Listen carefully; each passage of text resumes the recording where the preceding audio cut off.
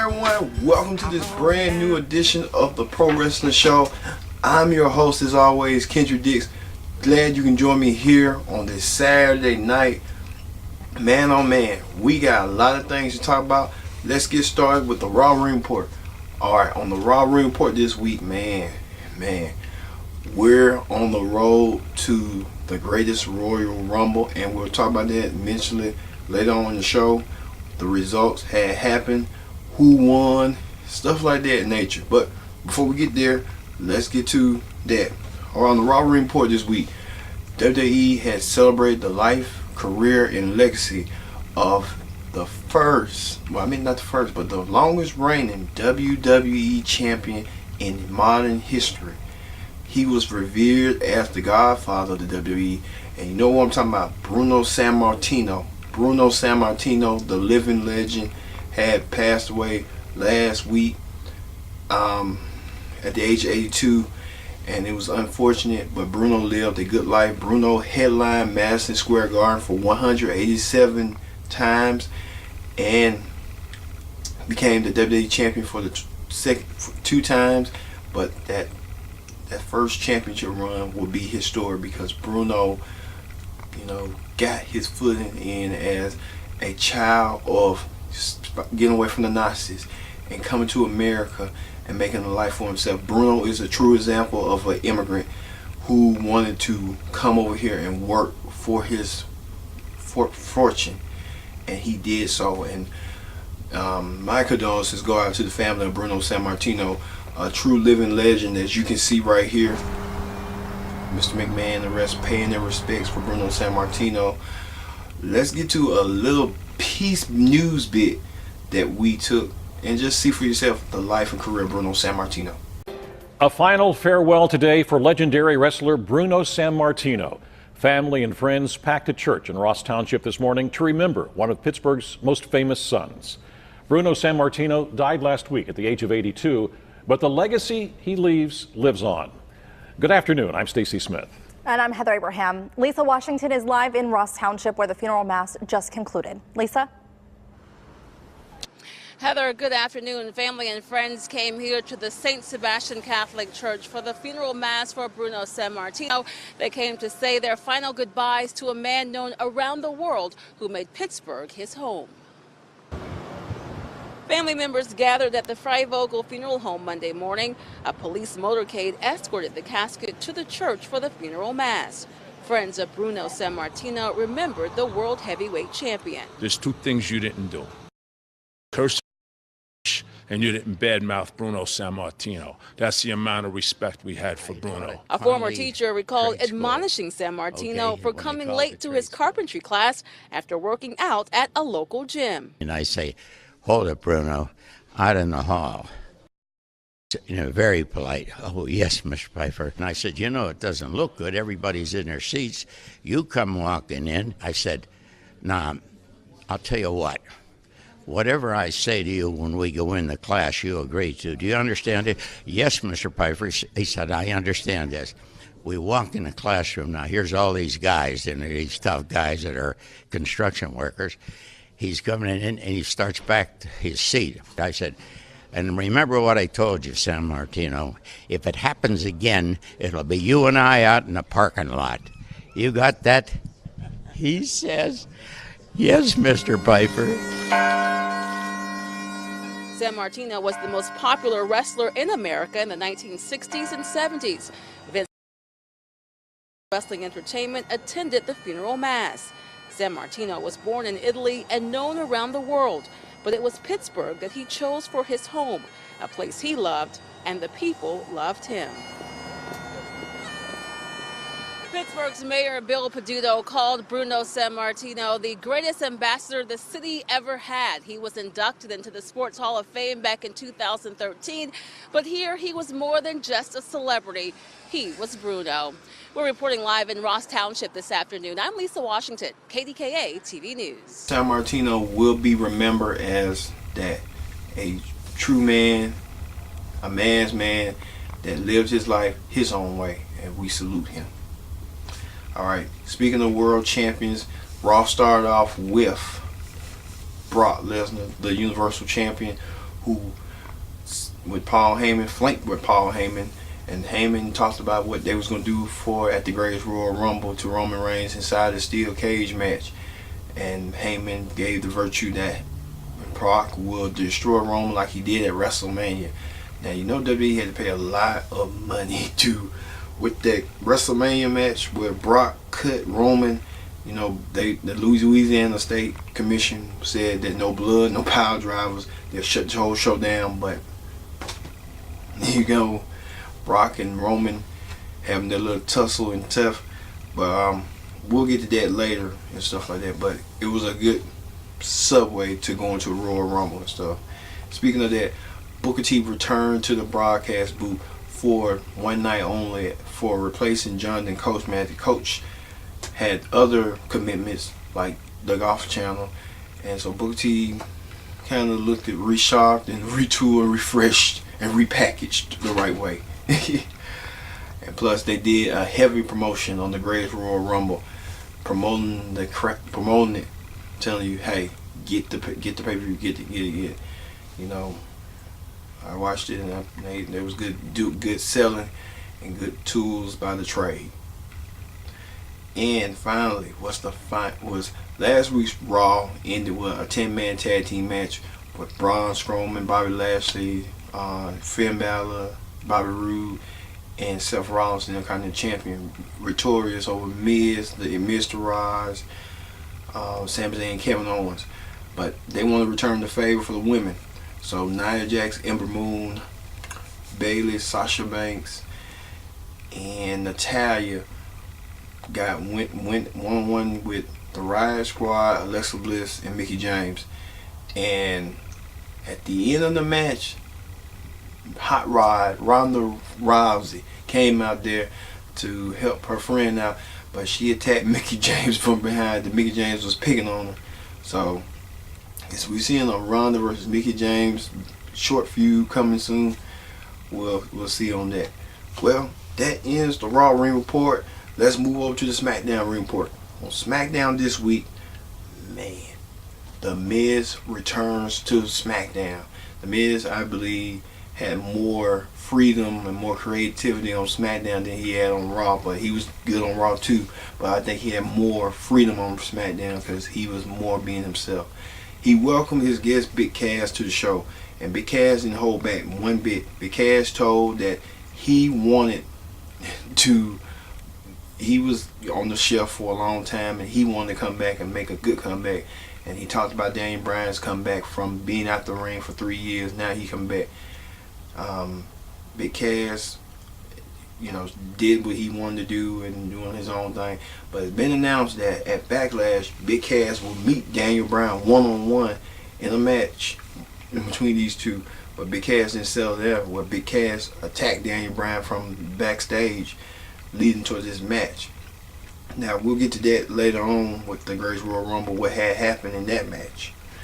Also, Big Cass, former main squeeze, I don't know if he's still with her or not, but the SmackDown Women's Champion, the new SmackDown Women's Champion, Carmella, made her presence felt and talked about she did what she did, but it became an instant that she had to sign a contract against fellow former champion and new no more contender Charlotte, and Charlotte didn't have nothing to say, and Charlotte made her notes clear that she wants her title back in any ways possible. So at Backlash will be Charlotte versus Carmella for the SmackDown Women's Championship.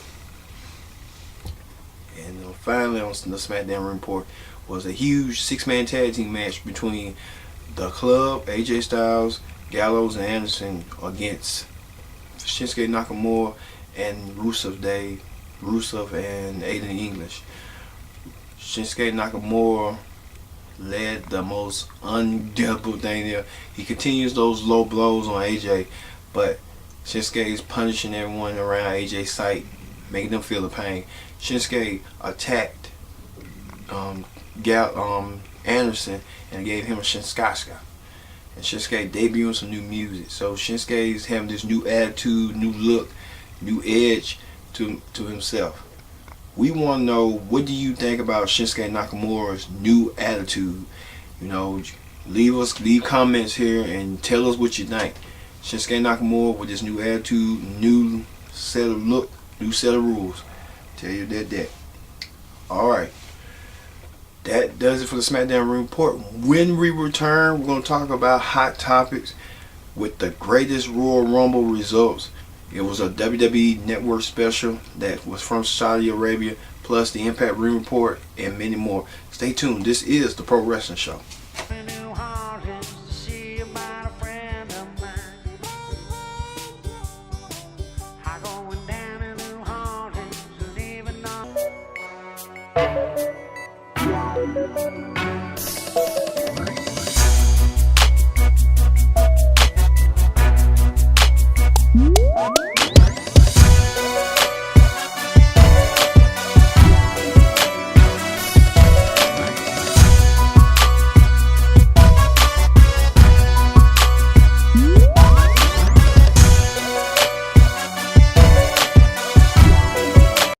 The producer.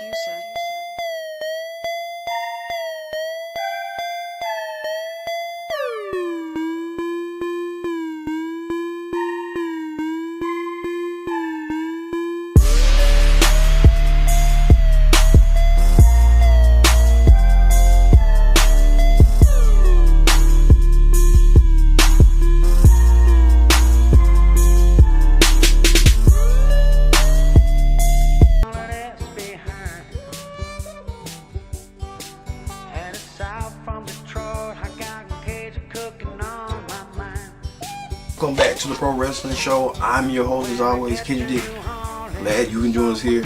Use the hashtag PWS hyphen Sam Nims, meaning PWS Pro Wrestling Show here on Connect TV. Glad you can join us, and everyone out there, thank you all who watched the take from this past week, the highest viewed take. It blew my mind when we had got the numbers back. We saw the views. You people are out there supporting us, thanking us. Thank you all, because you could have been watching something else, but you decided to watch us, and we thank you all because you could have been watching something else, and we thank you. Thank you, and keep that up. We're gaining momentum, we're gaining traction because of you, and we want to provide good content, good stuff coming along the way. You never want to miss a beat. So thank you all. Alright, let's get to the Hot Topics report. On Hot Topics report, the greatest Royal Rumble emanated from Jeddah, Saudi Arabia. And the kingdom, that center, it was big, and it exceeded its expectations. Man, the Royal Rumble had rematches from Raw, from past weeks, SmackDown, WrestleMania, all rolled up into one. But the most telling was this little picture right here where the WWE stars were having dinner. So you see right here, Mr. McMahon and the rest of them having dinner, his fellow superstars having dinner in Saudi Arabia. And we get that, we love it and this stuff like that. But it's been a lot of controversy as late about why the WWE didn't allow its female performers to participate in the Royal Rumble match. And good old JR Jim Ross provided that insight. Take a look. Yes, good old JR provided the insight right. The WWE is going towards that direction, and the country of Saudi Arabia is making subtle changes, making extreme changes. As you saw, like this year, Saudi Arabia is supposed to allow women to drive. That's unprecedented. That's unprecedented. It never happened before. Saudi Arabia is opening up movie theaters with men and women on separate sides. Sometimes sitting together, if you're married or not. That's changes, and it's taking the change one step at a time, one day at a time. And I can tell WWE will be on the forefront when it comes to that, knowing that they made a cultural transition, a cultural difference in the country of Saudi Arabia.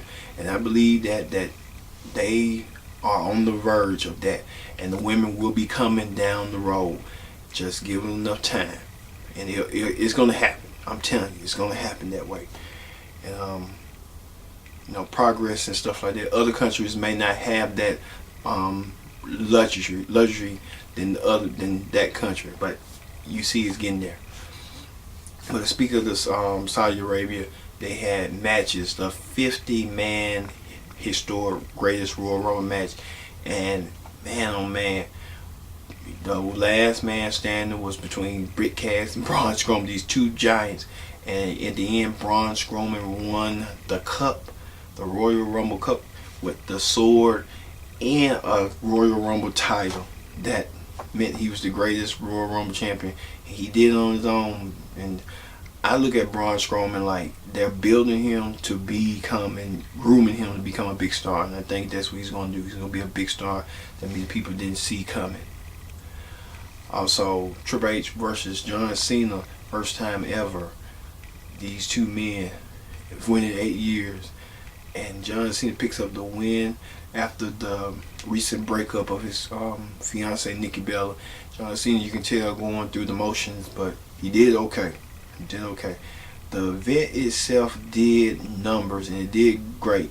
But then many people are reporting that WWE was getting an estimate between $100 million to $200 million to promote the event and provide content for the event. So big ups to WWE with this huge payoff for everybody who participate in the greatest Royal Rumble. All right. Something also to wrestle with. Bruce Prichard and Conrad Thompson have signed an undisclosed deal with WWE Network to bring something to wrestle with, but they call it something else to wrestle with. And they've been doing good with the numbers. With the first episode was WrestleMania 14. The second episode is the Macho Man and the Mega Powers, I meant to say. So good, big up to Conrad and Bruce Prichard for that endeavor of signing with WWE and bringing that podcast version onto a video version, the same format. So good up, big up to them. All right. Well, that's it for the that's it for Hot Topics this week.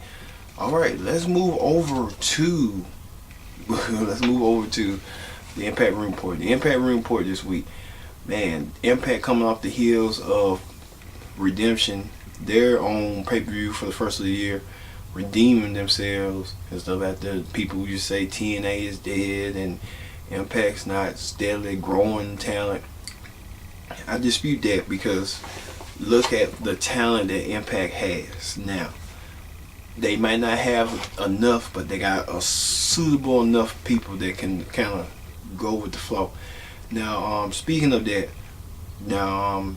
the first match I think what impressed me was, I think Cage impressed me, Brian Cage. Brian Cage came out there and dominated the whole X Division.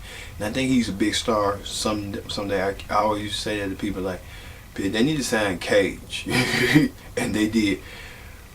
No, they listen to me or somebody else, but don't mess this up. Just keep building him as a star.